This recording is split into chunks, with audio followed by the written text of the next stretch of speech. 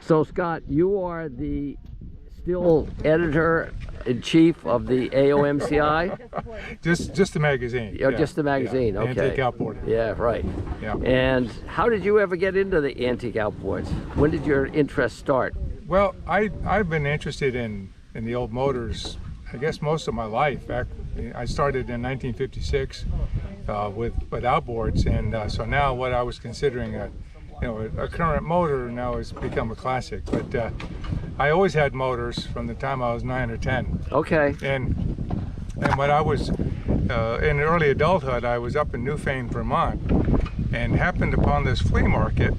And on the ground in the flea market were these old motors, the 30s motors. So I thought, well, I've got to have one. So I picked up a 1940 Alto Ace, which I carried around for several years. Yeah. And then occasionally motors would find me until I had 6 or 7 or 8. I forgot. I had a 38 water wedge, little 3/4 horsepower water wedge. I had a KU7. It ran like stink. It looked like stink, but it ran like stink.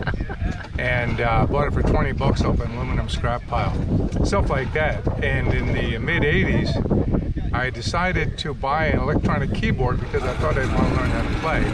And I sold all my motors, which was kind of stupid in hindsight. But in 2007, I was looking on Craigslist for a 1959 Scott 5 horsepower, which I had when I was 13. And that motor was stolen 3 months after I got it. So I looked for years for this motor and couldn't find it. And I saw it for sale in a town not 20 miles away from where I had been living at the time. Yep. So my brother was still living in New Jersey at that time. I had long since moved to North Carolina. And I called my brother and said, can you go get this motor? He lived about 30 miles away, and he went and picked it up. And the next year, the first time I saw him, we only visited once a year or so, he drove down to see me with this motor, and he had it wrapped up. Can you imagine how I felt when I was going to see this motor? It wasn't my old motor, because I knew darn well what my motor looked like. It had a bad scar in the side of it, the result of some kids throwing rocks off a bridge. Yep. When I was riding around with a buddy of mine. So it wasn't my motor. It wasn't? No, but you were pretty convinced it was going to be? Yeah, I was hoping, I said, okay. And Scott, I really like to have a 57 3.6 Scott outboard, which I had also had one. Did it run? Yeah. It did? Oh yeah, mine in its time. But the one that I bought was a runner, believe it or not. I was one of from a member. And then I decided to replace the 1946 Elgin 1 1/4 that I'd had back as a kid. I bought from a friend of mine for 10 bucks. So I was able to find one of those. And so gradually I started to collect the motors of my childhood. And that's what was driving my collecting interest. And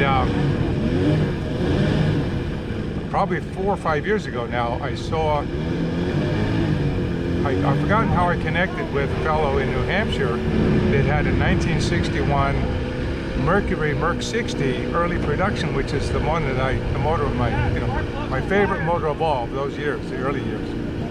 And the connection here is that I contacted the owner. He said he'd sell me the motor, but I was thinking, how am I going to get it down from New Hampshire to North Carolina? Well, I contacted David Kelly, and David said, I just happen to be traveling to South Carolina in the next several months. I'll pick your motor up in New Hampshire, and I'll meet you down the eastern side of the state.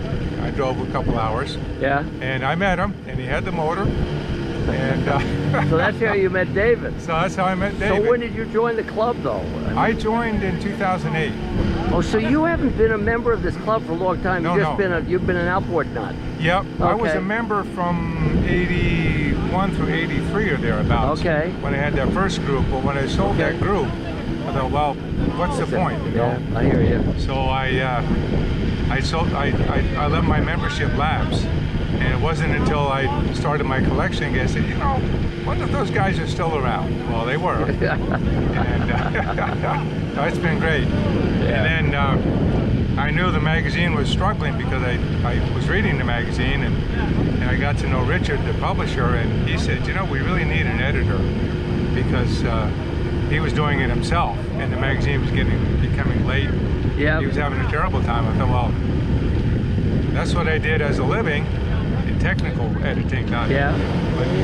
But let me just see if this works. So that's what started me on editing the magazine, and so I've been doing it ever since. Well, it's very, very well appreciated. It's really an excellent job. You guys do a great job with that magazine. You really do. I always defer the credit to Diane, our layout artist. She's a contract worker. We pay her to do this. She's the only person in the entire organization that's compensated, but she's a freelancer. And she's got the artistic eye. She knows every cover, everybody who's ever on the cover. She knows when this motor was featured and that motor was featured. It's really quite amazing, the work that she does. And so I have the easy part. I get these articles and so forth, go through them and help out a little bit here and there with syntax, you know, and grammar, the things that editors do. And then Diane lays them out. And so she's really the one that shapes the look of that magazine.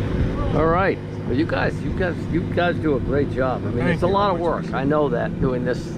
We've had on our Zoom emails, we have out of the club in the Yankee chapter, I guess it is. They've had the president on a couple of times. He's sometimes joins, sometimes he doesn't. But it's really kind of good to get to know people from away that you otherwise would never see. But, yeah, that's true. Yeah, but it's, I know it's a lot of work. It's holding any office is a lot of work. Well, you know, I have to admit that I took the easy way out, because I was offered the publisher position when Richard was no longer doing the job, and I said, you know, I want to keep the publisher and the editor separate. And luckily, Jim Purcell picked up the reins as publisher. Oh, Jim has done a really good job. He and I work together very well, and he handles all the logistics. Yeah. You know, he's a member of the board. And he does He's on the Zoom meetings that I go to. Sure. Yeah, I see him. Yeah. And I have the easy part. I just stay at home and do my editing. So. It's not easy doing the editing either. I don't know. You belittle that, but that's really important. Yeah. I mean, it is. That otherwise, people point out mistakes. Yeah. And a lot of us can't spell, and we don't have any grammar. And I mean, I'm totally deficient in those areas. Yeah.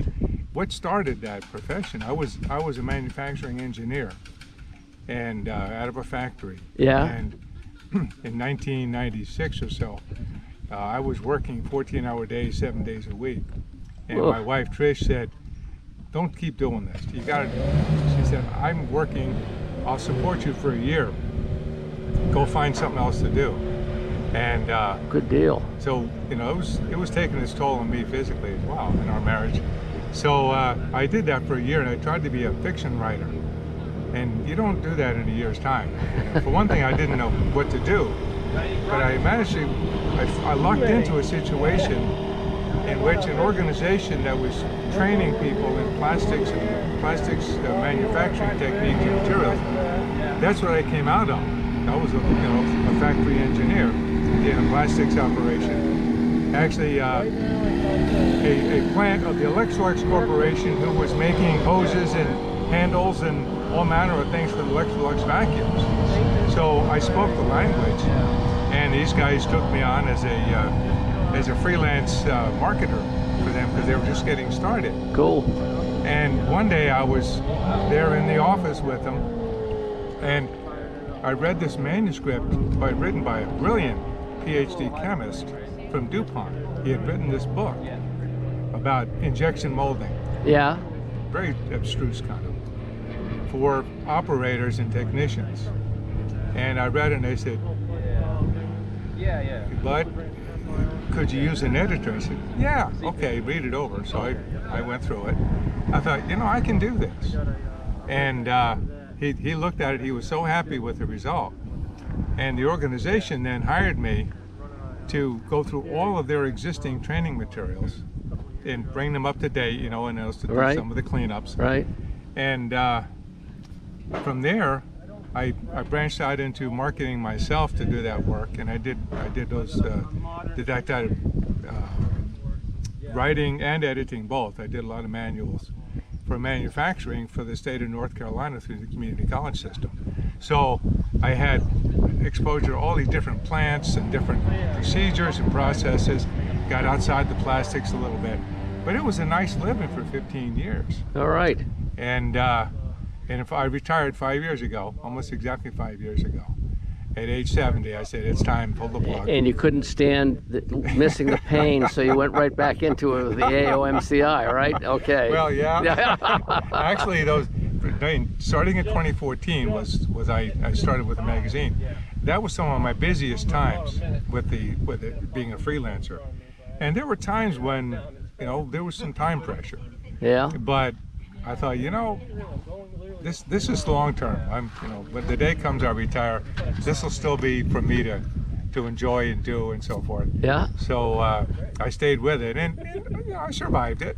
Yeah. And now it's a quarterly thing. I have about a month that I don't do anything, and then that second month I start getting articles and photographs in and so forth, and interacting with the writers and this kind of thing. So.